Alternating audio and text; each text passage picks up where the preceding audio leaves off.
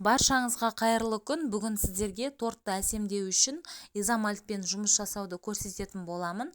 Видеоны соңына дейін қарауды сұраймын. Каналыма тіркелмеген болсаңыз, тіркеліп, лайк, комментарий қалдыруыңызды сұраймын.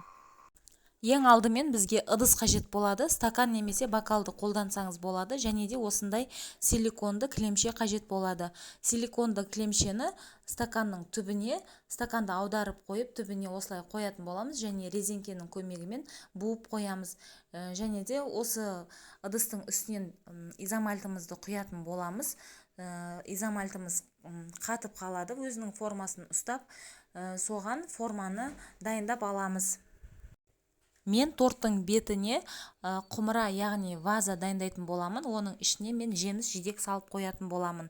Изомальт деген осындай зат, кристалл тәріздес, қантқа ұқсайды.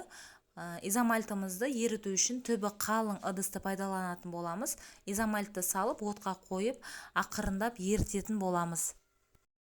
Жалпы изомальт крахмалдан, қант қызылшасынан өндіріліп алатын зат.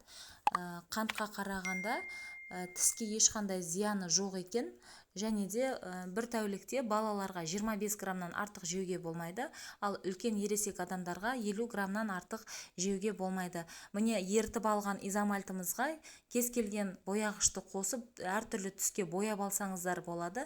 Мен осындай серен түске бояп алдым, және де осылай еріп тұрған ыстық күйінде жаңағы алдын ала дайындап қойған формамыздың үстінен осылай құйып шығатын боламыз. Жалпы өзіңіз білесіз, қандай зат істесеңіз де өзіңіздің фантазияңызға байланысты әртүрлі формаға енгізіп, қатырып алсаңыз болады. Мен осылай 2 ваза істедім, және де қалғанынан леденцы дайындайтын боламын. Құйып болғаннан кейін шамамен 30-40 минут шамасында осылай қатып өзінің формасын жақсы ұстайтын болады. Силиконды кілемшені ақырындап формасынан ажыратып аламыз.